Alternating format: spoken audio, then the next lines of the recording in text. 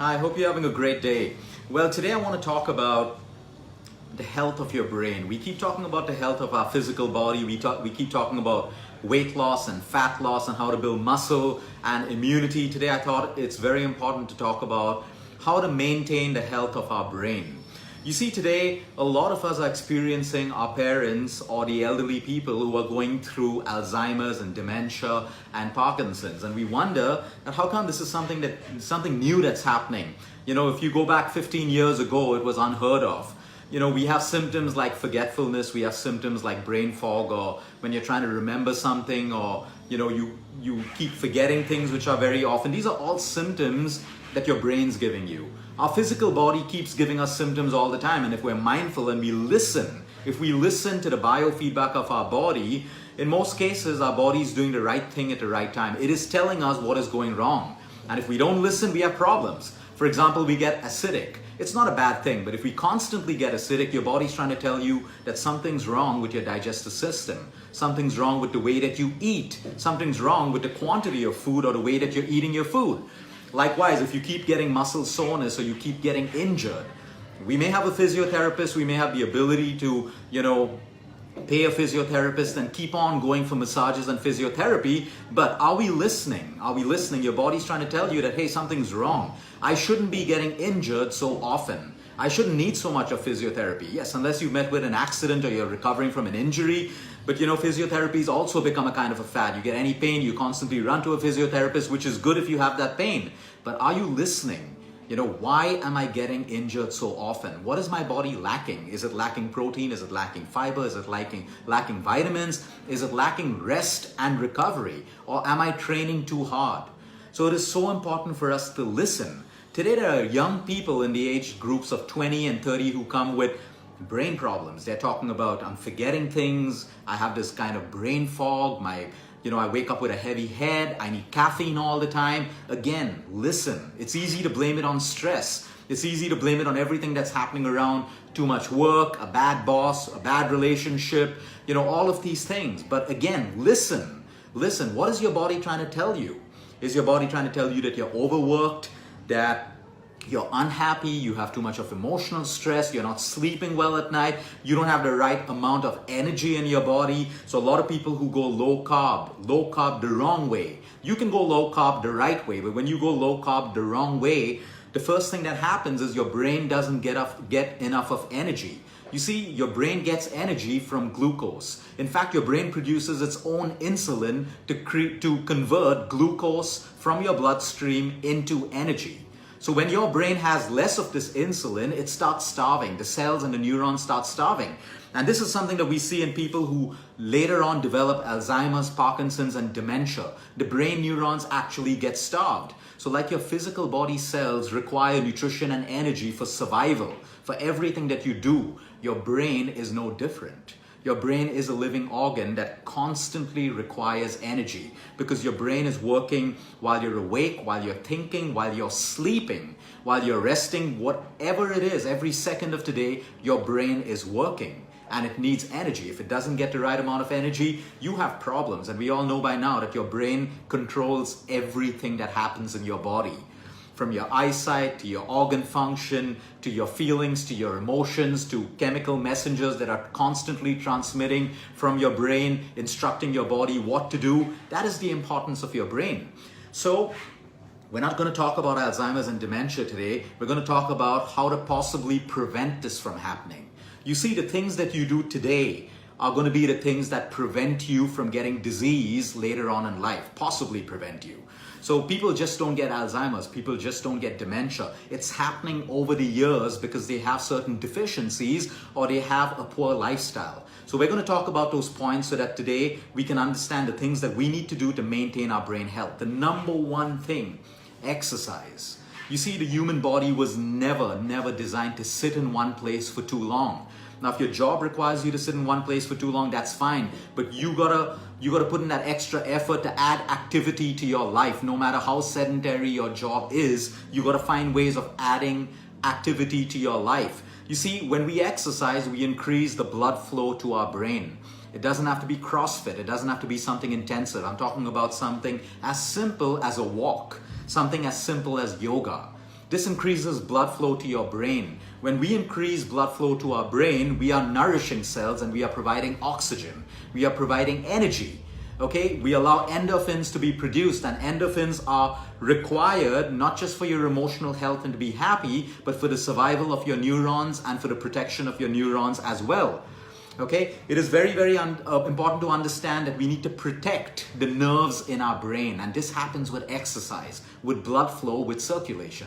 When our neurons are not protected, they start getting damaged, and that's when we start finding we have problems with our memory, we have problems with our motor and sensory skills, we have problems with forgetfulness, eventually Alzheimer's, eventually dementia or Parkinson's.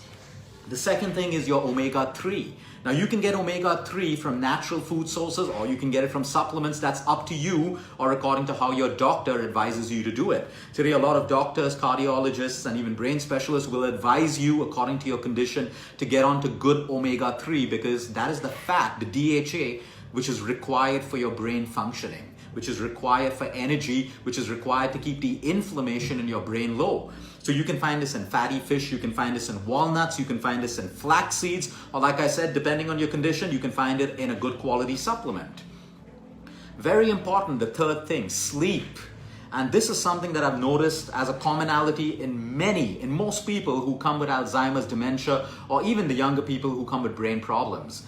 When you sleep, you need to understand your body doesn't care how busy you are. Your body doesn't care about your designation, whether you're a VP or a CEO or any of that. Your body doesn't care about how much of stuff you need to do in a day. Your body doesn't care about how many parties or social events you have to go for. All your body cares about is survival. All your body cares about is rejuvenation of your cells, restoring of your cells, the boosting of your immunity, and the balancing of your hormones. And all of this happens while you sleep. You need to understand that there is magic that happens in the body and in the brain while you sleep. Have you ever figured out how the human brain detoxifies? The human body, we can detoxify when we keep our liver clean, our kidney, our skin, we sweat through our skin, we pass a bowel movement every day, we're not constipated. That's natural detoxification. The brain can only detoxify while you sleep. While you sleep, you have something called a glymphatic system. Y'all are all aware of the lymphatic system in your body, which is the body's garbage disposal system to remove toxins and lymph from your body.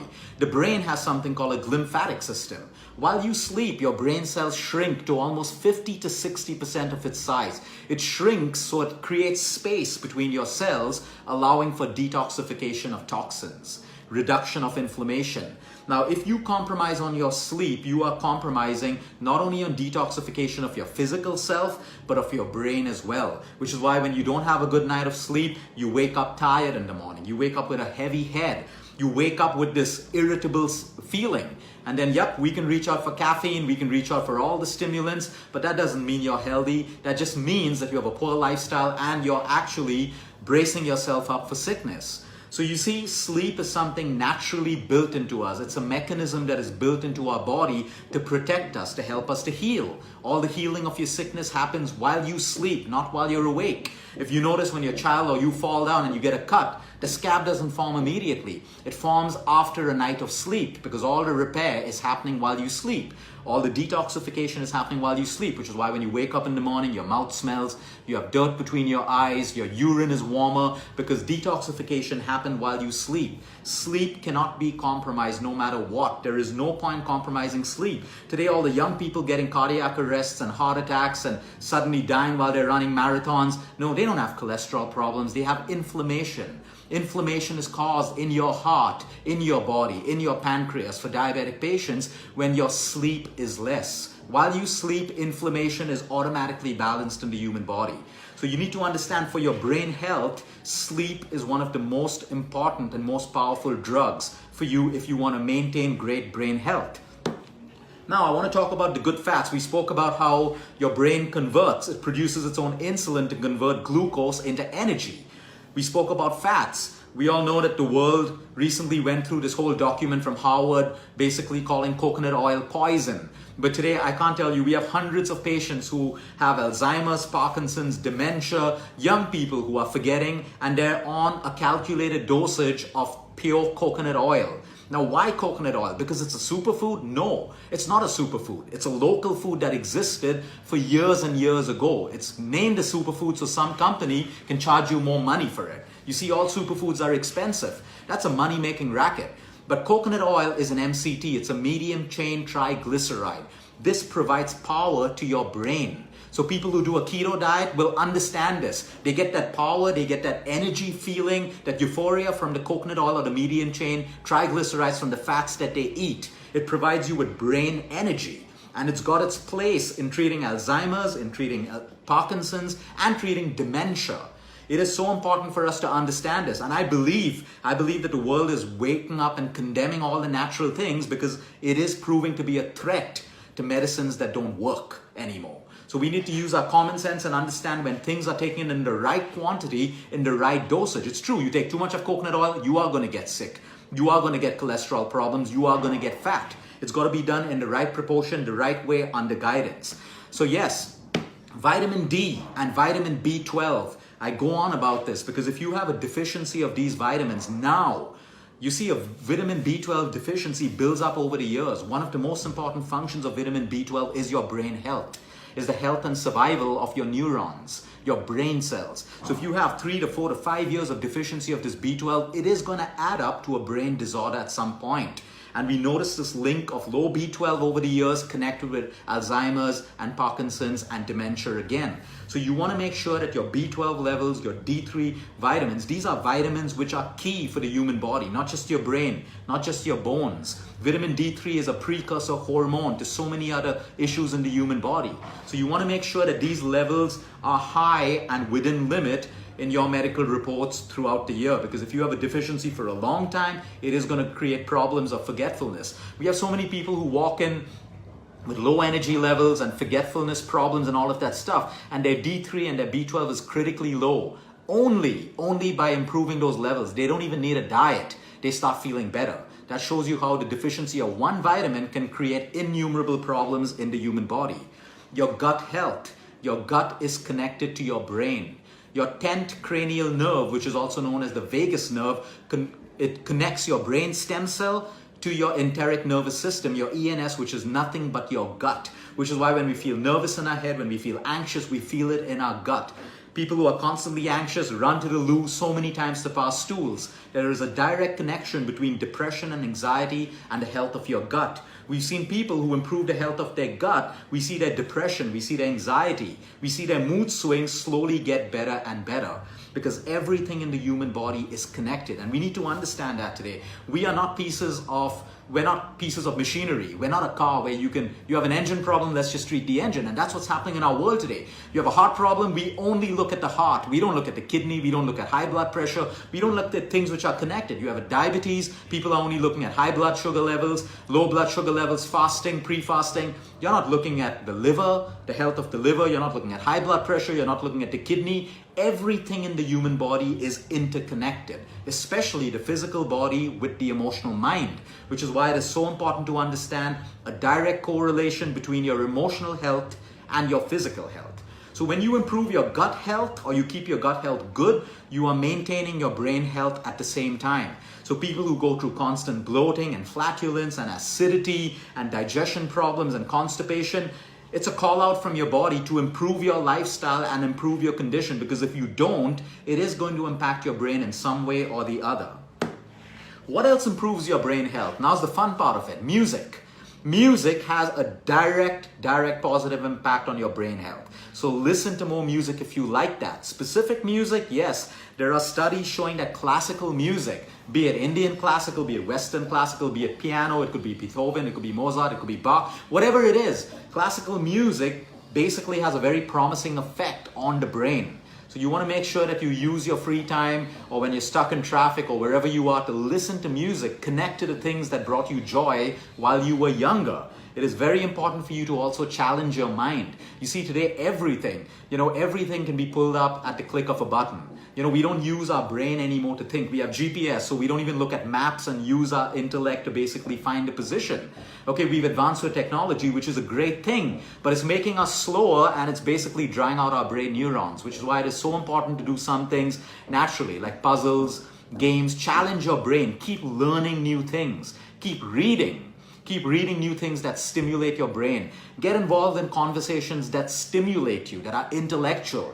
Talking about other people's weight, talking about handbags, and talking about, the common stuff that, people in society go on talking about. That's not going to stimulate your brain. That's going to stimulate the wrong emotions in you, which is going to cause more problems. Talk about things that challenge your brain. Talk about problems and solutions to those problems.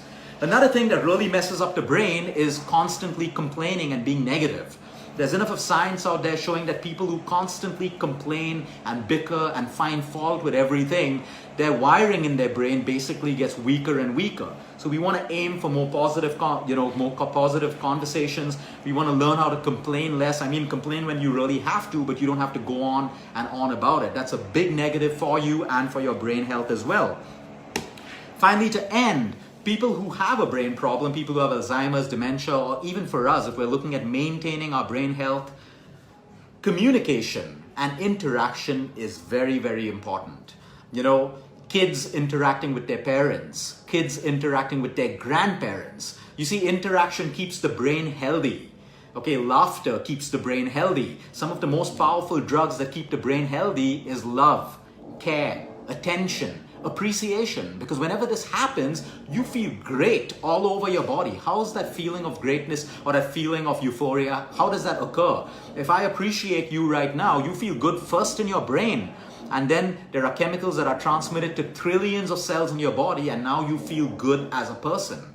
So these are little things which don't exist too much in our world today, which is why people are craving for love, people are craving for attention, people are craving for appreciation and acknowledgement. Just these 4 things can keep your brain wired and charged. So you see, we shouldn't just be Googling foods and things that keep the brain healthy. Sometimes it's human emotion. These are built into our system. We just got to start using it. Sometimes we got to drop ego, we got to drop pride, and just say the things that we mean to people. Things that are going to make them feel good. So, when you have an old parent, they need interaction, which is why it is so important for children to talk to their parents regularly. You may be living in a different country, working somewhere else, and your parents are back home alone. But make that time to talk to them, because that also stimulates their brain. It keeps them feeling happy. One phone call can keep them feeling happy for the next 24 to 48 hours. So you're a drug on your own. And each and every one of us have that healing ability to change someone else's life using the right words, the right emotions, appreciation, love, care, and interaction. The right kind of interaction keeps everyone stimulated.